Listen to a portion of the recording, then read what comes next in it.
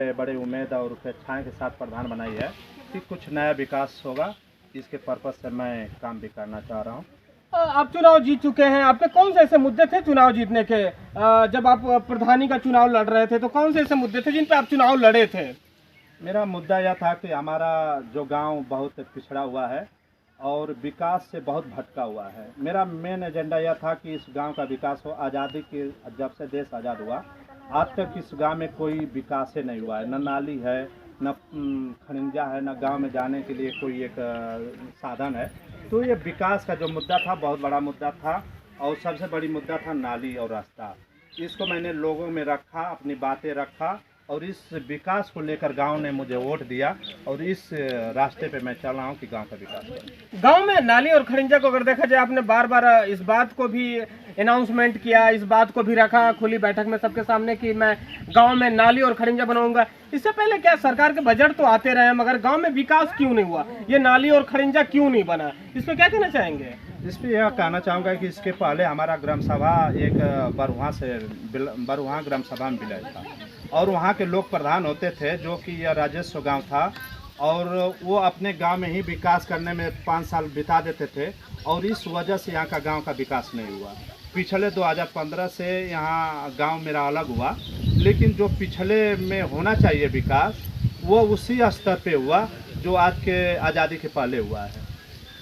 तो आप अगर चुनावी समय आप जीत चुके हैं और आपका चुनावी मुद्दा जो है अगर देखा जाए कि स्वच्छ गांव जो हमारा सबसे पहला मोटो है आपका, और खुली बैठक में आपने सभी लोगों को बुला के बताया कि हमारा पहला काम ये है कि मैं स्वच्छ गांव को प्रेरित करूंगा, तो क्या उम्मीद है आपको? क्या लगता है आपको कि गांव के लोग आपका साथ देंगे? बिल्कुल, पूरा गांव एकदम चाह रहा है कि गांव का विकास हो, सफाई हो।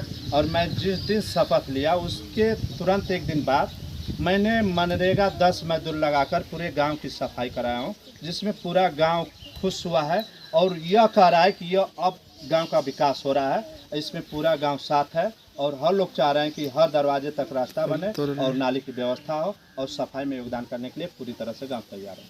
प्रधानों के चुनाव को देखा जाए तो प्रधानी के चुनाव में वादे तो किए जाते हैं और बातें भी की जाती हैं कि हम विकास करेंगे, मगर कुछ समय बीतने के बाद एक लापरवाही प्रधान की तरफ से भी आने लगती है कि ये तुम हमारे साथ नहीं थे और तुमने मुझे वोट नहीं किया था तो मैं तुम्हारा काम नहीं करूंगा, तुमने वोट नहीं किया तो मैं तुम्हारा काम नहीं करूंगा, और ये शिकायतें आने लगती हैं। फिर कहीं ना कहीं कॉलोनियों के नाम पे, शौचालय के नाम पे पैसे लिए जाते हैं और लिए जाते रहे। ये शिकायत है, अभी भी है।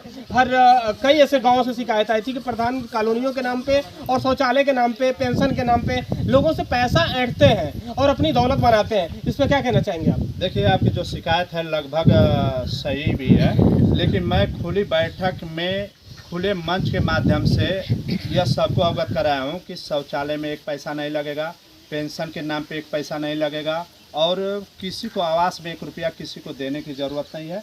और देखिए, मैं युवा प्रधान हूँ और नई सोच है और नई सोच के साथ नई तकनीकी गांव में लाना है और नए तरीके से काम करना है और सबसे अलग मैं काम करना चाह रहा हूँ, सबसे हटकर विकास करना चाह रहा हूँ। देखिए, जब खुली बैठक करते हैं, आप किसी के सामने बातें करते हैं तो कहते तो हैं कि हम बहुत काम करेंगे, मगर कुछ समय बीतने के बाद गांव में विकास नहीं होता। अगर क्योंकि सभी प्रधान जो भी चुनाव जीते हैं उनका मोटो यही रहा है कि मैं सबके लिए काम करूंगा और सबका विकास करूंगा, फिर ये गाँव पीछे क्यों है?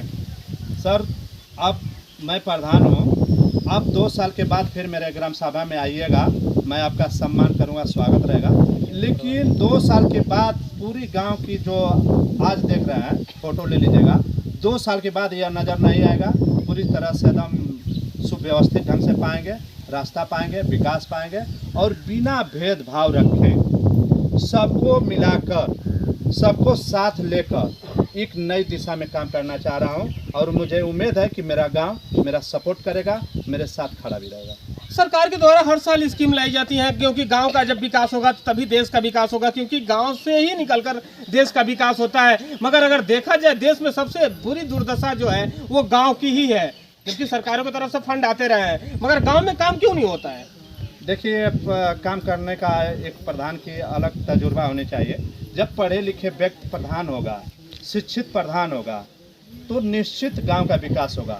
जब आप अनपढ़ को प्रधान बना देंगे, वो कहीं पढ़ा लिखा नहीं रहेगा तो गांव का विकास का, क्योंकि उसको खुद का नॉलेज नहीं है तो वो क्या काम करेगा। इसलिए शिक्षित उम्मीदवार होना चाहिए, पढ़ा लिखा प्रधान होना चाहिए।